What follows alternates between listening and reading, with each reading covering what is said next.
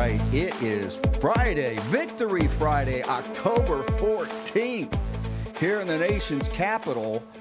After a week of all kinds of ups and downs, mostly downs for the Washington football team, they beat the mighty Chicago Bears in a real barn burner. This where's some barns burned in this one. Here's with that and a whole lot more. Here's Riggo. Okay, Todd. Yeah, we'll get into that maybe in a little bit. And I'll just touch on it very briefly. The more it changes, the more it stays the same. I didn't watch the game, but I did go through and look at the statistics this morning, and I was stunned to see how many plays were run or how many passes. You actually saw the NFL move 50 years in the arrears, 50 at least, maybe even 60, because that was like a game between the Packers and the Bears of 1965. What was it, 12-7? Yeah. Was that the final score? 12-7. I mean, George Allen was like, yes. And I think the audience numbers went back to about 50-year levels as well. Oh, I'll bet they did. Going into it, because this is a stinker. Al Michaels, did he announce his retirement this morning? I'm telling you. He said if he got another game like last week, he was going to retire. Well, coming off the heels of the Denver-Indianapolis game, the field goal marathon, you're like, that was hard to watch. I mean, literally, you would give up watching professional football if you had to watch every Sunday, or at least one of those. So you figure you got Thursday night football, you got Sunday all day and Sunday night and Monday night. Right. And if you had to watch one of those games each week, you were going to hockey or NBA. You're going somewhere else. You're finding another venue. Yeah, for sure. All right, we'll circle back to that in a little bit. Did I say circle back? You did, Jen Psaki. Yeah, I thought so. Okay, well, forget I said that. I got back yesterday. I've been a little hoarse for whatever reason. I don't know. I got a frog. I have to clear my throat every so often. But a friend of mine invited me down to the Congressional Sportsmen's Foundation, which was right outside of Lexington, Kentucky, which is Richard Childress of Richard Childress Racing, a former race car driver, Hall of Famer and all that. Him and a friend of mine, actually, I met when my daughter went to school at East Carolina, Eddie Smith Jr. I think this was the 18th, what do you want to call it, 18th? Anniversary, but also where they have their big get-together and they bring, it's all about a reunion. Congressional Sportsman Foundation. It is what you think it is. It's a group which is, they reach across the aisle here, Democrats, Republicans. They can at least see, kind of like football or sports, they can see eye to eye on some things, and hunting is one of them. Wow. The outdoors, sporting, fishing, hunting, and all that stuff. So it was a great banquet. Really enjoyed going down there. But I have to tell you, on the way home, that we're flying into Dundalk, a little FBO in Dundalk, which is right outside of Baltimore, right beside Baltimore. And of course, everybody, if you're around here, you knew yesterday was a rainy day, right? It was raining a little bit down there in Lexington. Nasty. Yeah, and so we fly in. And, I'm not thinking much about it, but I remember we were flying over Annapolis, right around Annapolis, which Annapolis is.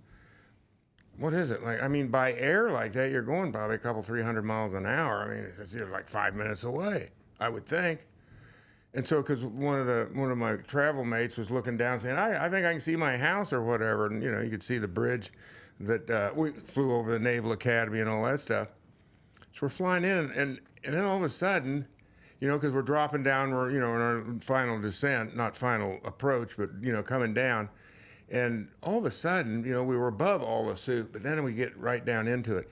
And I have to tell you this, that you could barely make out the tips of the wings on the plane. Now, this wasn't a 737.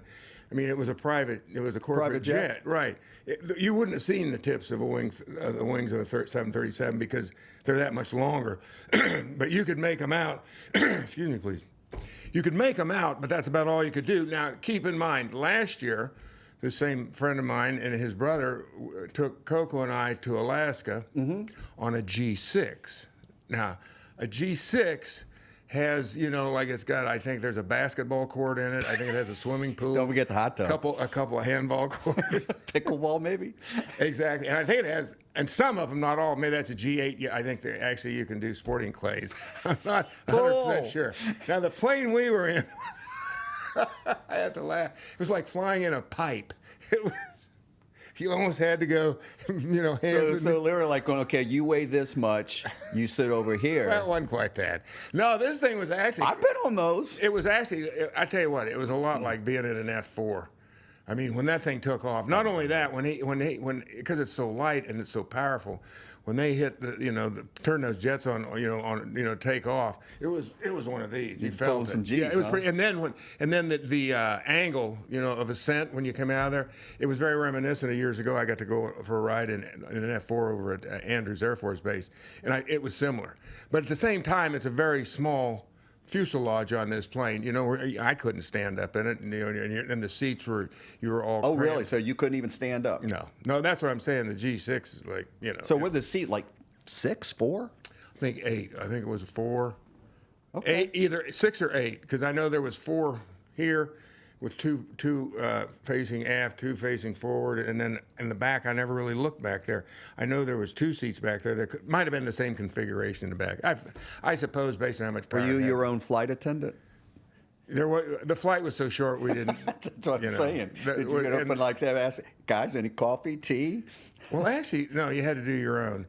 But the guys I travel with are, they're kind of like they're Boy Scouts at heart, and it's like Boy Scout motto: be prepared. But what they're prepared for is in case there's a bar that is. No, wait a second. That there's no bar within the next couple hours. Is this the Camus kid? Was the Camus kid? The Camus kid was on this flight. Camus kid. Okay. Camus kid. Exactly. Okay. You got it. You know what I'm talking about. So anyway, we're coming in, and we're getting ready. But I noticed when we're in Annapolis, and all of a sudden we're flying along, and there's turbulence because you're in all this soup, and then some of it is a little rough. And then actually at one point he guns it, and we kind of we go up a little bit. I wasn't thinking about it. Nobody's saying anything, but I don't normally, it doesn't really bother me all that much. Turbulence, it really doesn't actually. But at the same time, I thought this odd when you can't see. When, like I said, it started to feel like I was in a death chamber. And I'm thinking, listen, seriously, I think my pals are thinking death chamber too. Did it get awfully quiet? It got real quiet. And then everybody's saying, because I going, damn, we passed Annapolis a while ago. I said, can't be this far. It was a good 15, 20 minutes. There's no way we could have flown halfway back to where we came from. And we're flying this vector, and then so I don't know what the deal was. Maybe they were just vectoring us around. But I was a little apprehensive there for a while going, because then you always go, is this the one? Is this the one? Did I just win the lotto? The lotto nobody ever wants to win? Somebody get hit by lightning, some get bit by a shark, some win the lottery, some crash and burn, as they say. Oh, no. Yeah, that was. Good to see you. Yeah, well, anyway, it all turned out so that's what that was. Now, here's the other thing, and you've got some other stuff, but we might as well touch on it. Absolutely. There was an interesting article yesterday. ESPN wrote about the football team's owner here in Washington, and there's 2 things I got to bring up here. I don't want to really get into this. The article's the article. It's been going on for 2 years or so, At something least. like that. At And I mean, least. it's to the point where you kind of just got to throw your hands up in the air. And ultimately, I think at the end of the day, as much as people say they do, when it comes to this particular sport, football, I honestly believe people don't really care. They don't really care. They just want their football. That's it. I'm just going to go ahead. I see nothing. I know nothing. The Colonel Schultz.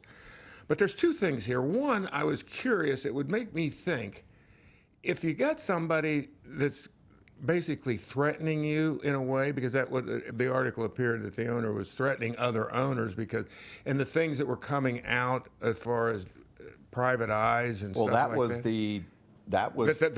lead. That was the gist of this new information. That he had this big bag that he pulled off his vacuum cleaner full of dirt, right? Right. And he'd been vacuuming around maybe half a dozen teams. He'd been sent the vacuum cleaner. And the commish. And not to mention the commissioner, exactly. So I'm thinking to myself, as soon as if I'm part of that group, I'm thinking, I don't know how this works, because we're talking about people at the very top levels of financial security, right? And plus the league that they're part of is, like I said, people don't care, so that they're almost immune to, and that's why probably this has perpetuated itself for so long. That ultimately, and it's probably the strategy behind the NFL and what they're doing to keep all this stuff out of. They don't want the real ugly like what Beth Wilkinson written report probably would have been. Right. It's just going to be an oral, Right. and you'll have to take our word for it. It wasn't good, but it's nothing like you think. One of those Right. deals.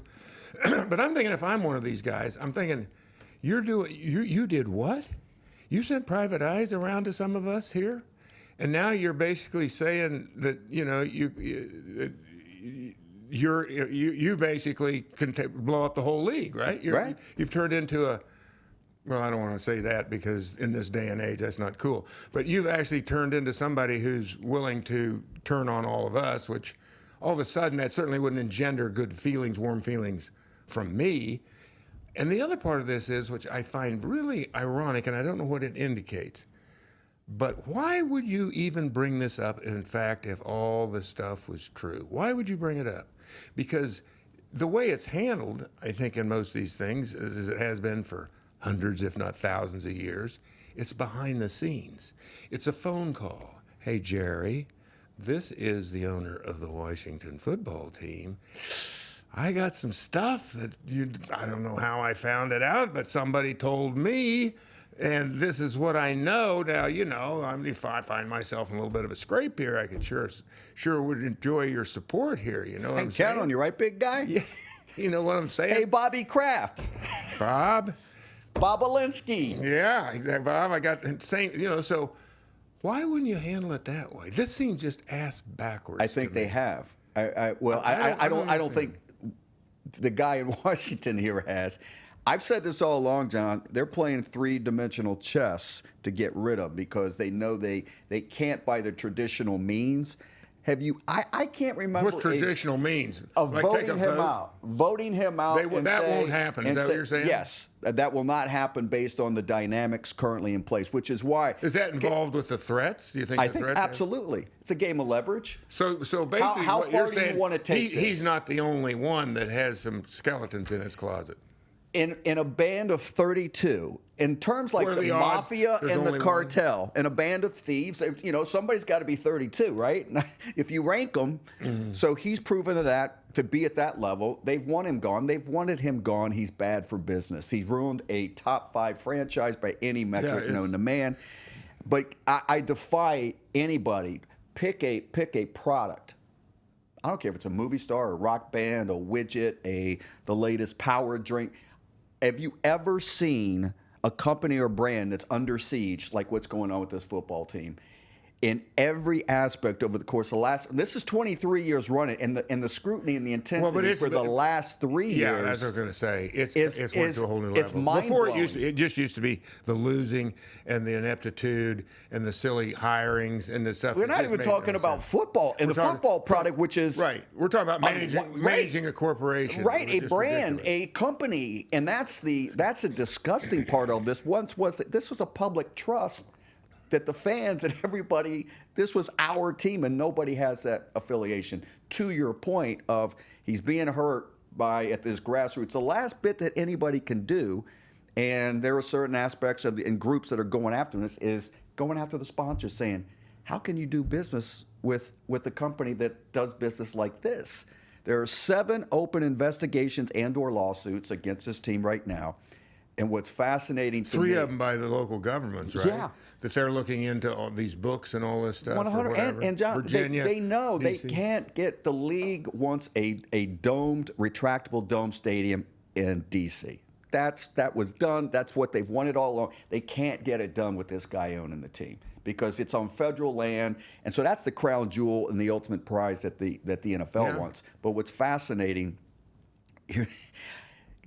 the league now knows that they have limited power, so you're trying to embarrass and humiliate a guy that can't be embarrassed or humiliated. Now that is a very strong statement because I believe that's true. In fact, it's possible that mindset actually thrives off the attention. They always used to say, good press, bad press, better than no Love press. me, hate me, don't ignore me. The other part of it is like a child that acts out constantly. They go, oh, what about, it's actually the kid just wants some attention and they don't care how they get it. Right. John, ESPN, that's the league's biggest business partner. Billions of dollars. They sick their investigative journalist team, and the league center going, hey, do what you got to do. Go ahead, guys. And Al Michaels last night on the national telecast, He flat out came out and said, he goes, they know they can't. He declared. He declared.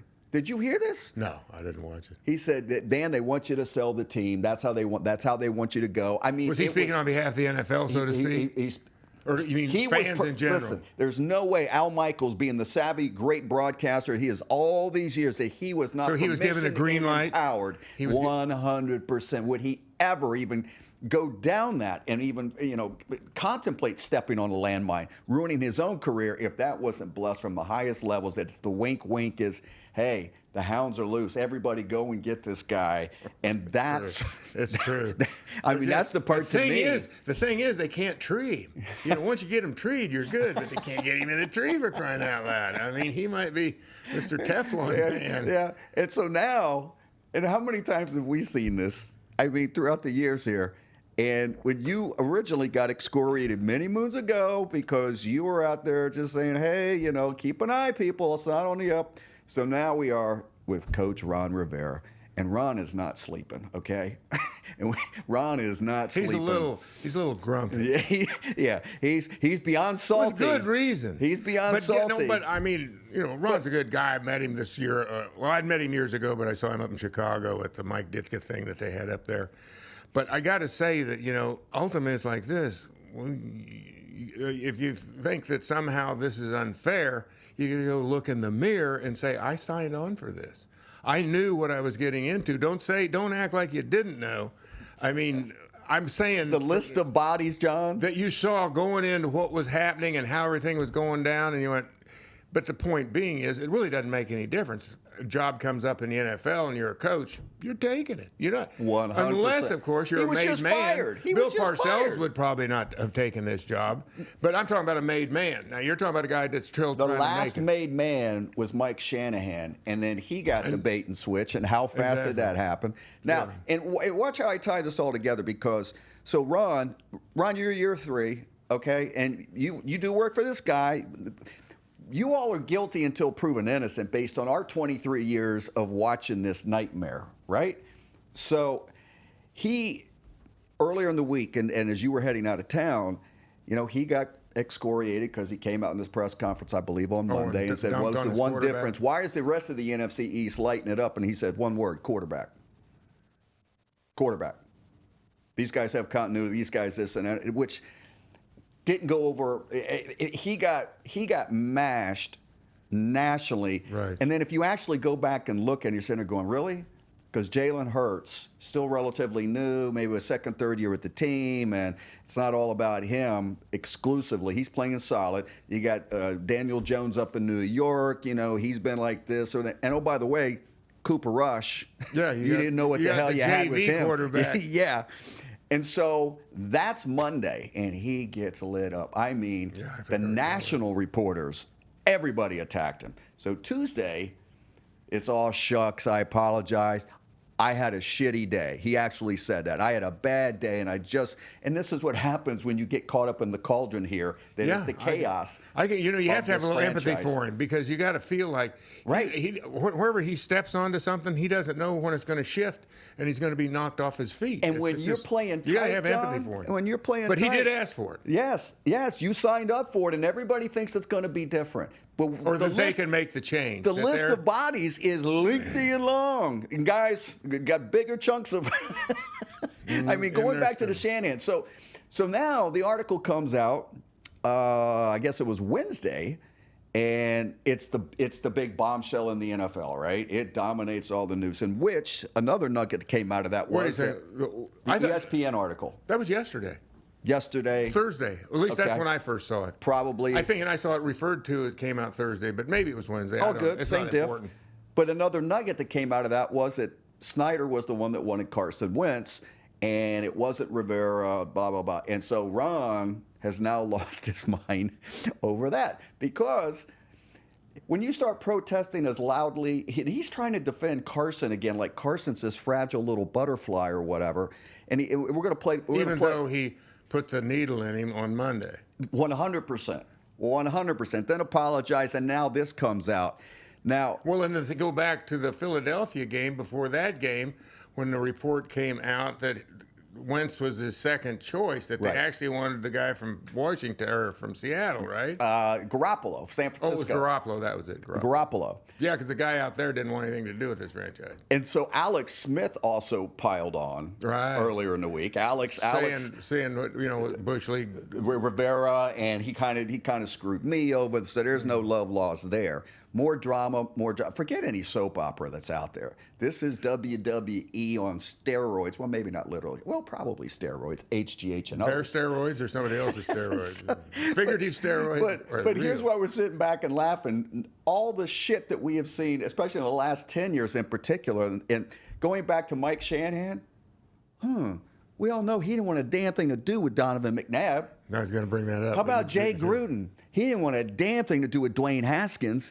We all know who's making the decisions, and Dan's puffing out his chest going, I'm not formally not allowed to not do anything, so y'all can say what you want. I'm curious, Todd, based on what you said, why would then, because, once again, it's what you see is not what you get at all. Or what you hear has been said is actually just a line that has absolutely no meaning, i.e., that when Ron came here, that he was in charge of all football operations. As soon as that came out, you knew that's right away, there's the big lie. So everything else after this is going to be, don't even think about it. And this proves your point. As with Haskins, there's no way Gruden wanted anything to do with his kid, but the owner did.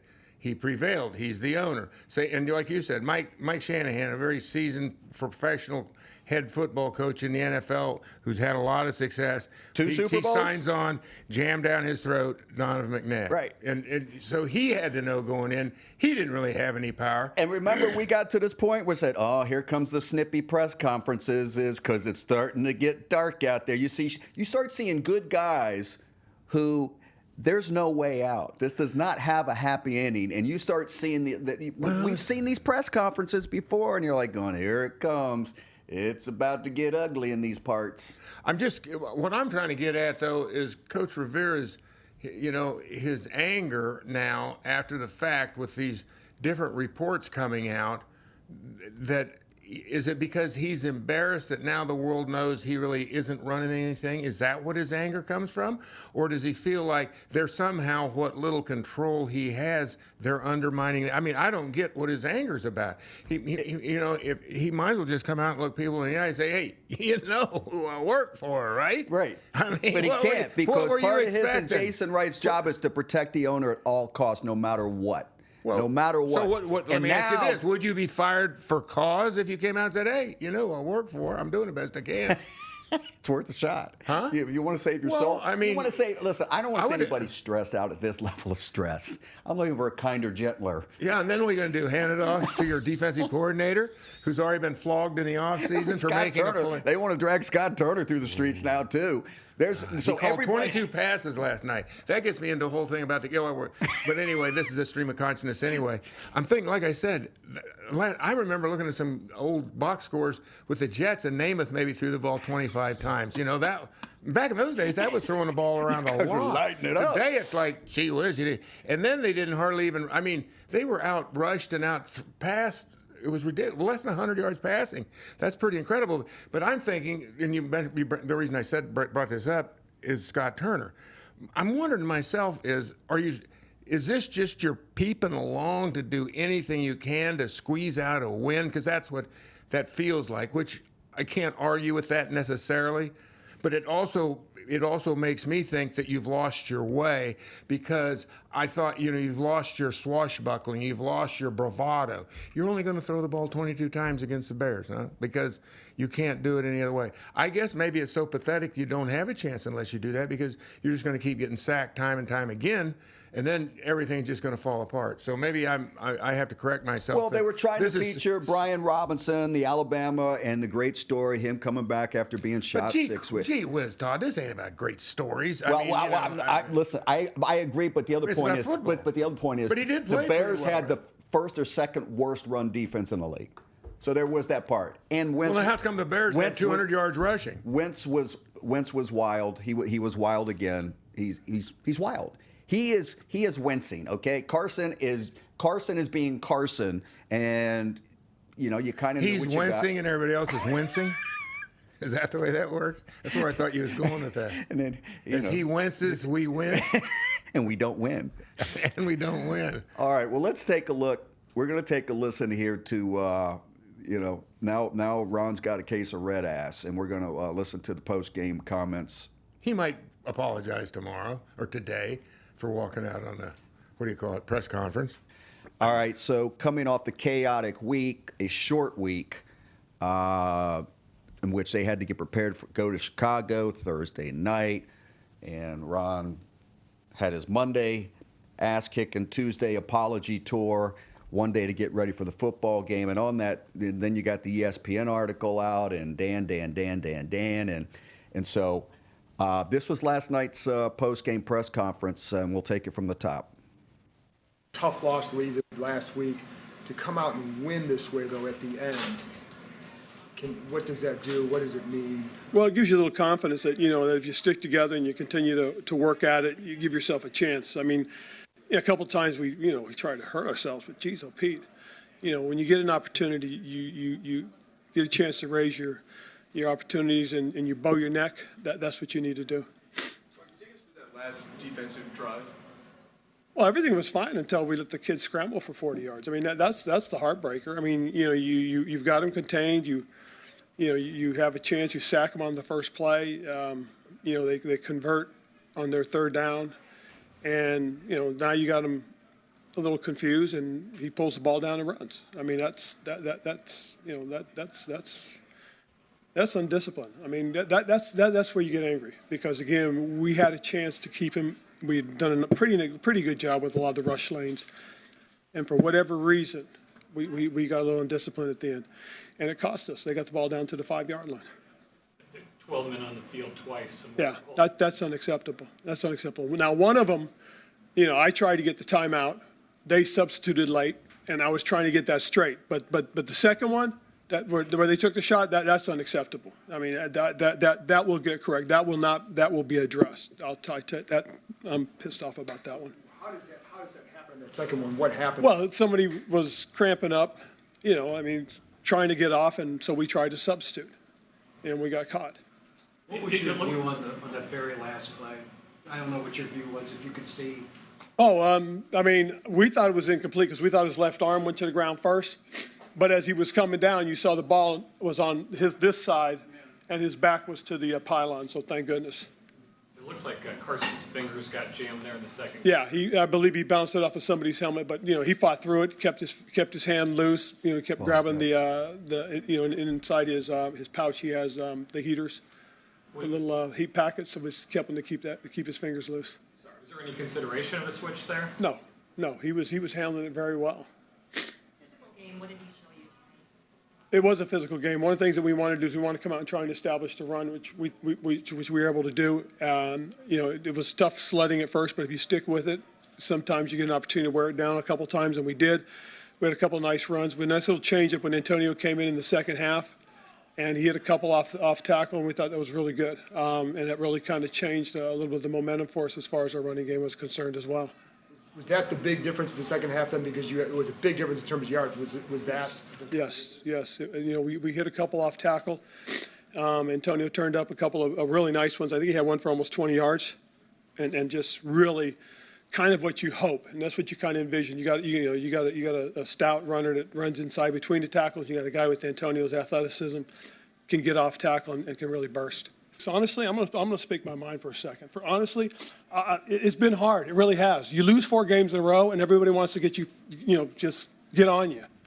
And they've played their asses off. They have. They played their asses off for everybody. They come out and they show up. They work hard. All right. They don't complain. Okay.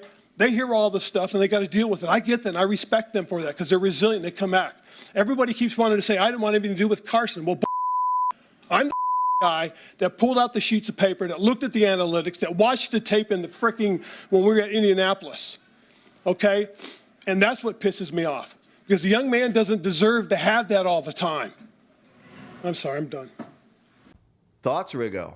Huh? Well, first thing is he heard a term that I haven't heard since I was a freshman in high school.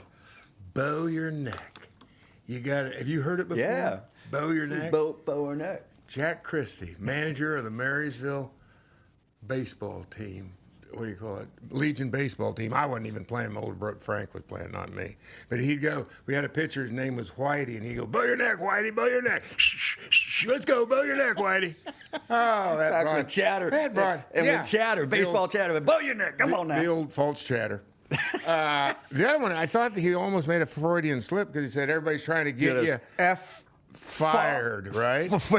I thought that's what they... People are replaying this in slow motion like the Zapruder film and going, he was saying fired. So it's the same thing you go 100%. through, right? I'm not the only one. No. Because, like I said, I think it was a Freudian slip. And, you know, it's like I said, you got to have empathy at the same time. You know, Ron Rivera's a grown man.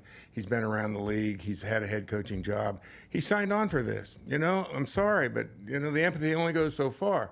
The empathy we have to feel, though, is for players because they have no control over this, other, you know, particularly the guys that got drafted by this team.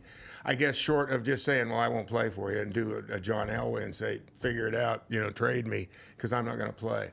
But, you know, it's a shame that they got to drag this stuff with them every week, that they have this spotlight on them that constantly, and it's at the point now, you know, we were talking about earlier, that it's intensified so much. And now this article from ESPN and the what do I want to say, allegations, I guess, in this article, my God. That article took me almost an hour to read. It keeps going. That's how long it was. Which you think, means right? You think that it's everything is something almost new, is kind of new and different, and how insidious it is out there at the park. And then you find, you know, that who would believe it? But I guess that's all you can do is deny. When, you know, it would seem to me that, well, particularly in the court of public opinion, it's like based on everything that's happened, it's like what they call that, the evidence that's circumstantial. All the circumstantial evidence, eventually, now I don't think in a true courtroom that, unless there's so much of it and it's so overpowering, that it's necessarily admissible, but it's something that will, you know, influence a jury's mind, and certainly the jury that is public opinion has already been influenced by it, and these guys are fighting an uphill battle. I mean, in a lot of ways, really now, I think what one would find interesting, that this is in a football team that's going in this direction, and in all honesty, the win last night was certainly better than a loss, but really, how much? You know, they're 2-4. The real thing here, if you want to look at it from a difference of cheering for a team, is cheering for individuals and/or seeing the human condition really taxed, right, and with the mental fatigue that all these players and coaches have to be going through, and starting with Ron Rivera and how they respond to that. And, you know, if they do exactly what he says, if they're out there at practice and they're still putting in their time, and not just putting in the time, but trying to improve, trying to get better, their focus is just one play at a time, that, you know, and see, will they improve? Can they improve? That's actually what they're at. Because, you know, in anything in life, being in a situation that they're in, and as chaotic as it is, and there's an Asian or Chinese proverb or something about where there's chaos, there's opportunity. Right. They have, because of the fact that everybody is basically turning their back and walking out of the play, going, this play is awful. You know, it's like, well, we haven't got to the third act yet. You know, it really picks up. It's like, I've seen enough, I'm leaving. And I think that's kind of where they find themselves. So it's all on them, you know, and this actually will say a lot for Coach Rivera. Can he get them to do that? I mean, there could be a happy ending here. Most people would say, yeah, good luck with that. But at the same time, if you want to, basically it's half full, half empty, right? If you're an optimist, you say, well, they still got a chance. And if you're a pessimist, you're going to go, I'm going to go, like you said, I'm going to take up bowling. Well, John, you were on plenty of losing teams. Yes, and that's what I'm saying. And knowing that you were on teams where like, this is hopeless. Yes. The ship be New sinking. York, I think New York, it was my last year in New York was one of those. But and I will say about that team, they were very close knit. We felt each other's pain, so we drank a lot. camaraderie. And you know what? Camaraderie. We felt better about ourselves. Camaraderie. Yeah. When in doubt. We got the head coach fired halfway through the season, or maybe 3/4 of the way through the season. Did that stop us? Hell no. We was at Bill's Meadowbrook every afternoon after practice, right across the street from on Hempstead Terminal. There's a lot of good places in Loudon 1, guys. Keep your chins up. What can I say? Maybe a little Top Golf. Exactly. Little Top Golf. You might want to take it to somebody's house. I'm sure somebody lives out there. You know, and make sure that you probably don't want to be in public necessarily. I think Jonathan Allen, Jonathan's a great young player. He went to school out there. Yes, he did. I'm sure Jonathan would love to have all the cool kids over, and you guys commiserate and say, hey, we got to keep fighting. Yeah, along those lines. And somebody that's all invite true. Carson. Somebody, because Coach is really worried about his psyche. Well, yeah. And Carson is handling himself like a champ. Carson's like, I'm good. That's what $200 million does for you, Todd. 208 million. Okay, I don't want to short him $8 million. Don't short the 8. It's like whatever it's that. He's probably got that rolled up in his foreskin, right? It's like $8 million. I'm good. But what I was going to say, that's kind of what this gets. That's where the season is. So they win a game last night, a tough game, close game, could have went either way. Now they got 10 days off, and they get the Green Bay Packers coming home. And so, what are you made of, guys? That's what it gets down to. And it is homecoming weekend. It is? Yeah. I didn't know. Yeah, that. It's homecoming weekend, John. You got to get your best girl a corsage. You got Lisa Maria. Are you going with the? I'm going to do a drive-by or a flyby. I'm not sure which. I'm going to have a helicopter. Go Riggo, fly over the stadium. All right, go Riggo, go Riggo. Riggo is going out of the studio, so that's it for us today. Riggo out.